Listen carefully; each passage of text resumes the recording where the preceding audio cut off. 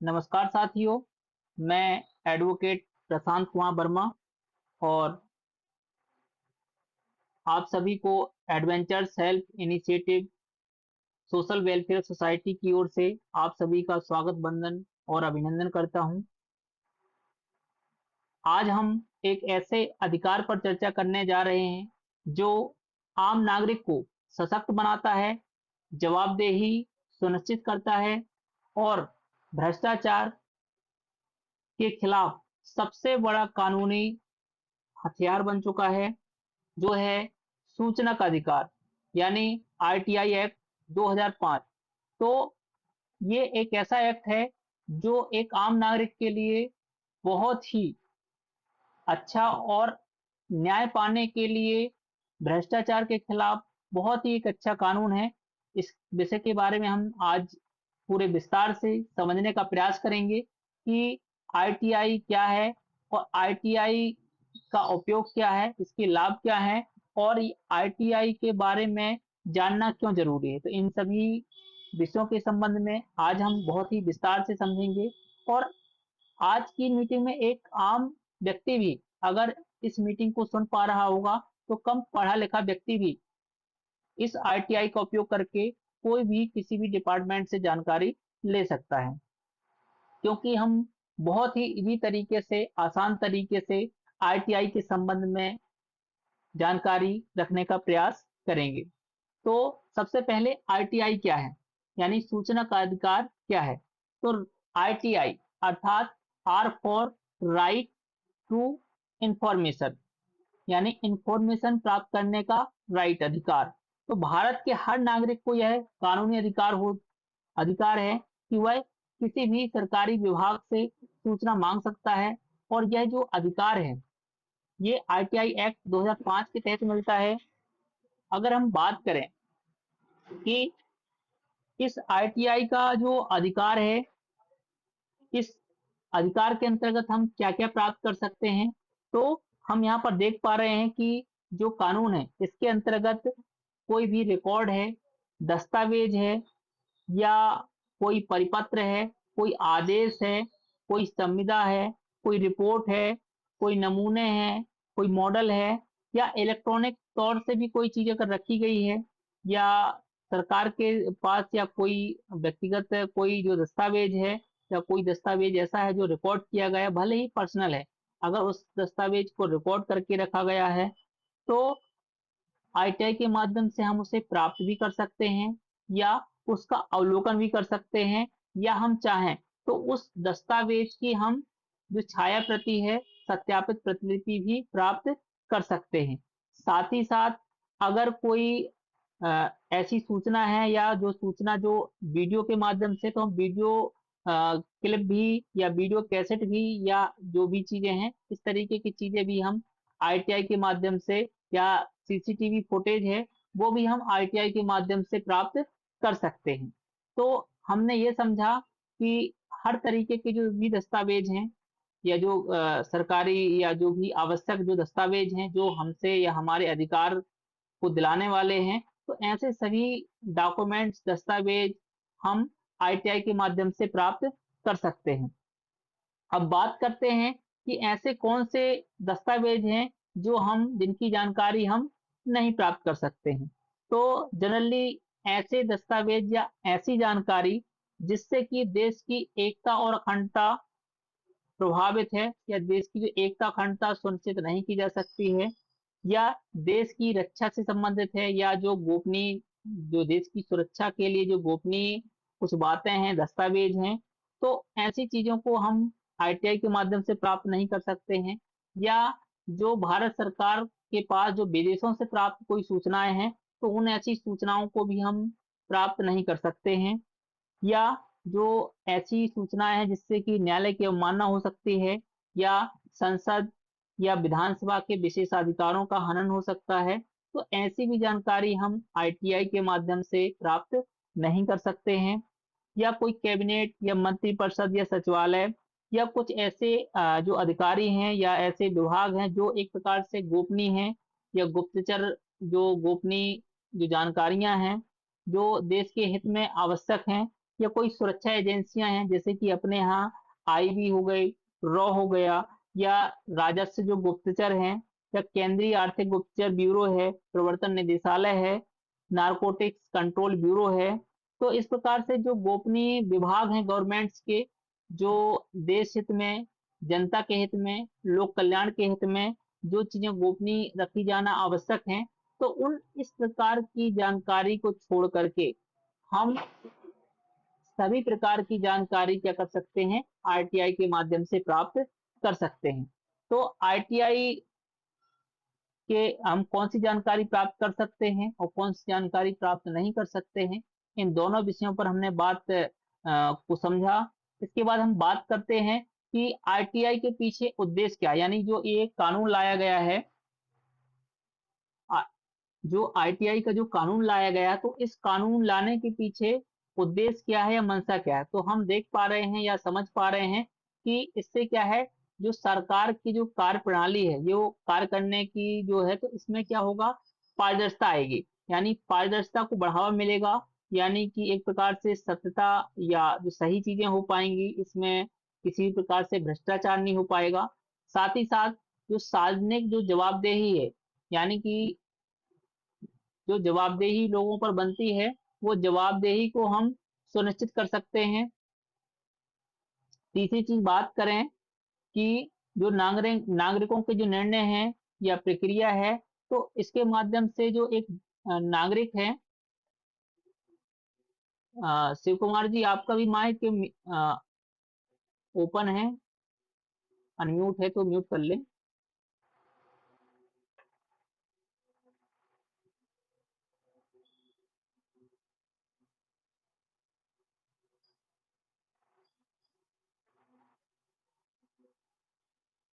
इसके साथ ही आईटीआई का जो उद्देश्य है कि जो भ्रष्टाचार हो रहे हैं, तो भ्रष्टाचार को उजागर करना, तो ये भी आईटीआई का जो कानून है, ये भी उद्देश्य है कि हम भ्रष्टाचार को उजागर कर सकें। और साथ ही साथ जो जनता और सरकार के बीच की जो दूरी है, उसको कम किया जा सके, ये भी आईटीआई कानून का उद्देश्य है। और आईटीआई कानून के माध्यम से एक आम नागरिक भी, जो भी सरकार में जो भी योजनाएं हैं, कार्यवाहियां हैं, या जो भी वैकेंसियां हैं, उन सब के बारे में जानकारी ली जा सकती है। या कोई भी अपने क्षेत्र में पंचायत स्तर पर भी जो भी काम चल रहे हैं, उनके विषय में भी हम जानकारी ले सकते हैं। या कोई कोई जॉब है, वैकेंसी निकली हुई है रोजगार को लेकर के, तो उसमें कितनी सीट्स अभी खाली हैं, कितनी भरी जा चुकी हैं, उन सब के बारे में भी हम जानकारी आरटीआई के माध्यम से ले सकते हैं।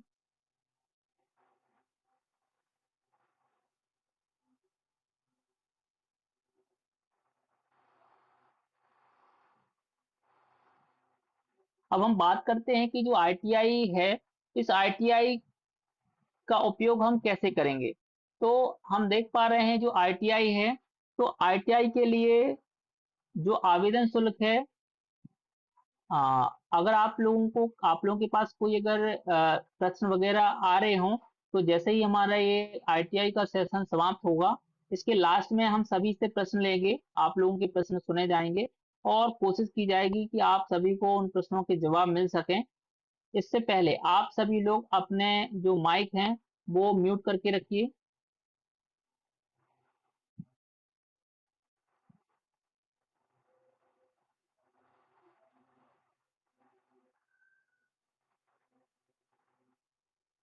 तो हम आगे बढ़ते हैं, तो हम किस तरीके से आईटीआई का आवेदन कर सकते हैं, या आईटीआई का आवेदन।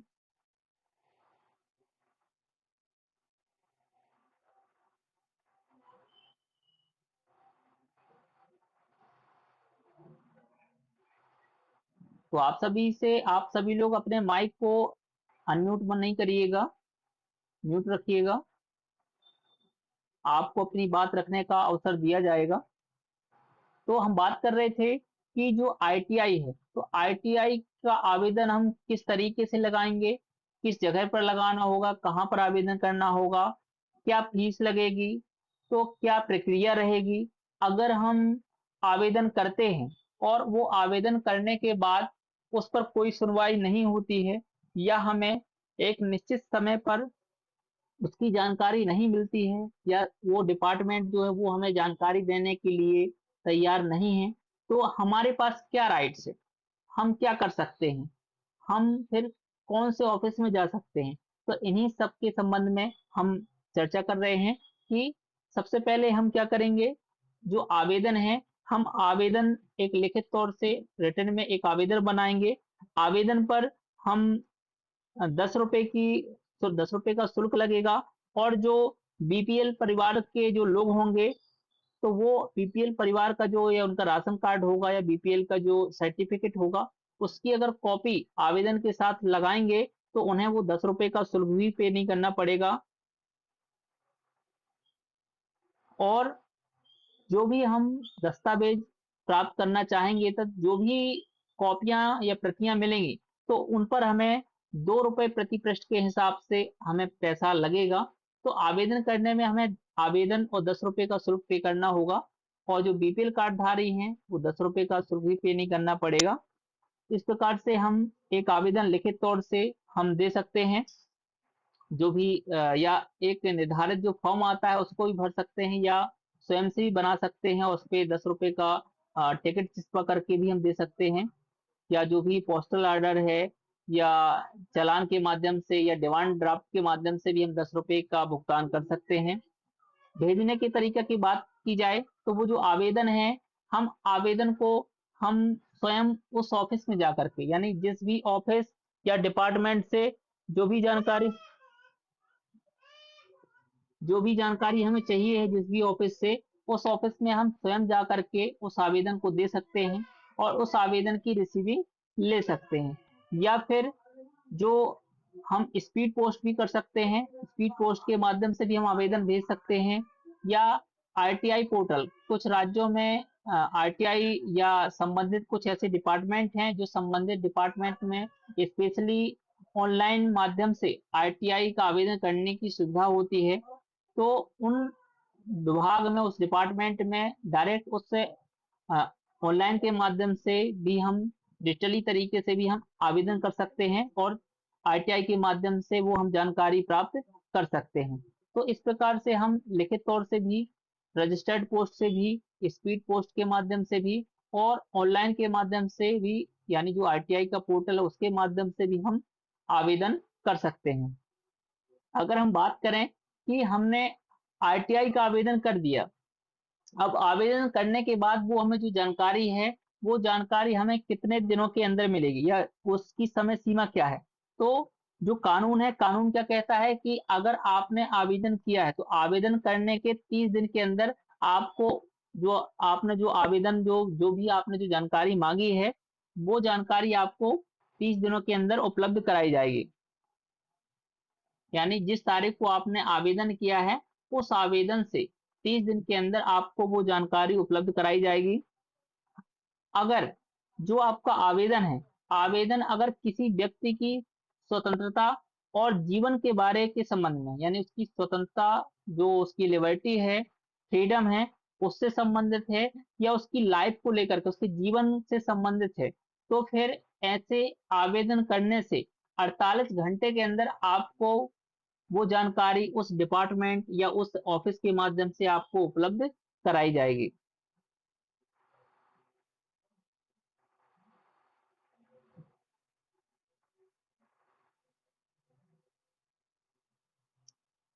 साथ ही साथ अगर हम बात करें कि जो, अगर हमें 30 दिन के अंदर या 48 घंटे के अंदर अगर हमें जो जानकारी है आईटीआई के माध्यम से, जो हम जानकारी चाहते हैं, वो अगर जानकारी नहीं मिल पा रही है, तो हम क्या कर सकते हैं? तो इसके लिए हम अपील कर सकते हैं। तो प्रथम अपील हम क्या करेंगे? अगर पहली अपील जो है, हम जो उस संबंधित ऑफिस है, उस विभाग के जो विभागाध्यक्ष हैं, उस विभाग के जो हेड होंगे, उनके पास हम 30 दिन के बाद हम क्या कर सकते हैं? अपील कर सकते हैं।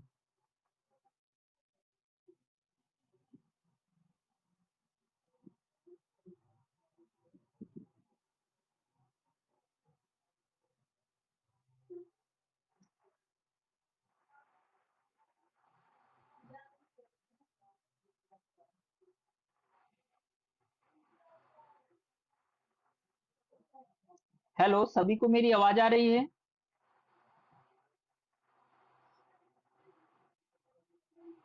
अगर 30 दिन में अगर हमें जानकारी नहीं मिलती है तो हम क्या कर सकते हैं? पहली अपील कर सकते हैं। और पहली अपील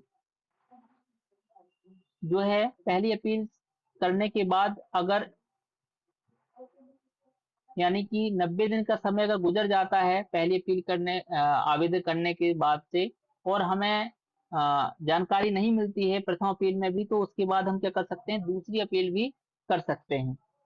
अगर हम बात करें कि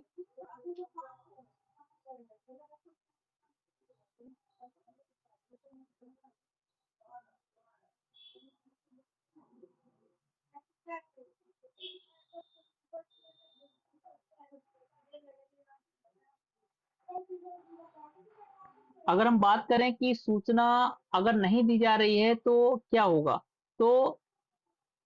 अगर कोई भी अधिकारी, जो जिम्मेवार अधिकारी है जिसको आरटीआई के माध्यम से सूचना देना है, अगर वो ऐसा अधिकारी अगर सूचना नहीं दे रहा है तो वो अपने कर्तव्यों का पालन नहीं कर रहा है। और कहीं ना कहीं ऐसे व्यक्ति, जो जिम्मेवार व्यक्ति है, उसको धारा 20 के अंतर्गत उस पर जुर्माना भी लगाया जा सकता है। एक प्रकार से जो उसकी ड्यूटी है वो अपने कर्तव्य का पालन नहीं कर रहा है। साथ ही साथ जो सूचना आयोग है, उस सूचना आयोग से भी हम ऐसे संबंधित व्यक्ति की शिकायत कर सकते हैं। तो इस प्रकार से हम अ, जो आवेदन है हमारा आईटीआई का, उस आईटीआई का आवेदन बना करके हम संबंधित जो भी ऑफिस है, डिपार्टमेंट है, कार्यालय है, वहां पर हम आवेदन दे करके, जहां से जिस भी डिपार्टमेंट से हमें जानकारी लेनी है, वहां पर हम अपना आवेदन दे सकते हैं और वहां से जानकारी ले सकते हैं। साथ ही हमें हमेशा ध्यान रखना है कि जो भी जानकारी है, जिस ऑफिस से संबंधित जानकारी है, हमें उसी ऑफिस में ही हमें आईटीआई का आवेदन करना है। दूसरे ऑफिस में हमें आवेदन नहीं करना है। तो इस बात का भी हमें ख्याल रखना है, ध्यान रखना है। अगर हम बात करें कि ये जो आईटीआई है, ये आईटीआई एक्ट आया है, तो इसके अगर हम कुछ सफल एग्जाम्पल या उदाहरण देखें कि जो अभी तक जो हमारे समक्ष हैं एक्ट के, तो हम देखेंगे कि जो एक सफल उदाहरण है कि जो मध्य प्रदेश में मनरेगा के तहत जो मजदूरी का जो काम चलता है, तो इस मनरेगा के तहत न मिलने वाला जो मजदूरी वगैरह है, इसमें बहुत बड़ा एक प्रकार से कह सकते हैं काम तो लिया जाता था, और या काम नहीं लिया जाता था, और उसका जो वेतन है, तनख्वाह है, जो मजदूरी है, उसको नहीं मिलती थी। तो आईटीआई के माध्यम से कह सकते हैं, एक इस मनरेगा के तहत, जो मनरेगा की जो योजना है, इसके तहत आईटीआई के माध्यम से जानकारी मिली, और जो बहुत बड़ा भ्रष्टाचार हो रहा था, करप्शन हो रहा था, तो इस करप्शन के बारे में, भ्रष्टाचार के बारे में जानकारी लगी। तो कहीं ना कहीं ये सब पॉसिबल हो पाया है, वो आईटीआई एक्ट की वजह से हो पाया था। एक और एग्जाम्पल है कि झारखंड में राशन घोटाला हुआ था। जो राशन के समय जो राशन मिलता है लोगों को, तो राशन का बहुत बड़ा घोटाला हुआ था। तो ये राशन का घोटाला भी सिर्फ आईटीआई एक्ट के माध्यम से जानकारी हो पाई थी, पता चल पाया था। तो ये आईटीआई एक्ट का ही पावर से शक्तियां थी, जिसकी वजह से जो एक आम नागरिक है, जिन्हें राशन मिलना चाहिए, जो जरूरतमंद है, जिनको मिलना चाहिए, जिनको हक था, उनको नहीं मिल पा रहा था। तीसरा एग्जाम्पल अगर हम बात करें, तो जो उत्तर प्रदेश में जो विधवा पेंशन है, वो रोकी गई थी, क्योंकि विधवा पेंशन जो है वो गलत तरीके से इस्तेमाल हो रही थी, उपयोग किया जा रहा था। तो इसका भी हमें आईटीआई के माध्यम से, आईटीआई जब लगी तब पता चल पाया कि विधवा पेंशन के नाम पे भी बहुत बड़ा घोटाला या भ्रष्टाचार हो रहा है। तो ये सभी चीजें आईटीआई के माध्यम, जब आईटीआई का उपयोग किया गया तब पॉसिबल हो पाया। साथ ही साथ स्कूल में स्कूल में जो मिड डे मील का जो कार्यक्रम चलता है, तो इसमें भी जो गड़बड़ी हुई थी, तो मिड डे मील में जो गड़बड़ी है वो भी एक आईटीआई के माध्यम से पता चल पाई थी कि बहुत बड़ी गड़बड़ी हो रही है। तो हम समझ सकते हैं कि ये चार एग्जाम्पल हमने देखे, तो ये चार एग्जाम्पल जो है वो आरटीआई एक्ट का जो शक्ति है या पावर है, आरटीआई का जब हमने इस्तेमाल किया, तब हम समझ पाए कि एक आम नागरिकों के साथ बहुत ही भ्रष्टाचार हो रहा है या उनके साथ अन्याय हो रहा है, जो उनका हक है वो नहीं मिल पा रहा है और कहीं न कहीं जो सरकार है, जो सरकार का पैसा है, उसका दुरुपयोग किया जा रहा है। तो ये ये जो आरटीआई है, ये आरटीआई एक आम नागरिक को बहुत बड़ी एक पावर देता है, एक आम नागरिक को, जो अपने हक से संबंधित, अधिकार से संबंधित या जो पब्लिक इंटरेस्ट यानी आस-पड़ोस में जो सभी लोगों का हित जिसमें निहित है, तो सभी लोगों के हित के लिए अगर कोई कार्य है, तो उसके संबंध में भी आरटीआई के माध्यम से हम जानकारी ले सकते हैं। जैसे कि हमारे आस-पड़ोस में, हमारे गाँव शहर में अगर कोई सबके हित के लिए कोई कार्य होना है, रोड बननी है या कोई सामुदायिक भवन का निर्माण होना है या कोई मंच बनना है, तो कहीं न कहीं अगर वो चीज़ के लिए अगर सरकार के माध्यम से अगर पैसा आया है, योजना आई है, वो प्रस्ताव पास हुआ है और हमारे यहाँ कितना स्टेज बन चुका है या उसका स्टेटस क्या है, इन सब के संबंध में हम आरटीआई के माध्यम से जानकारी ले सकते हैं।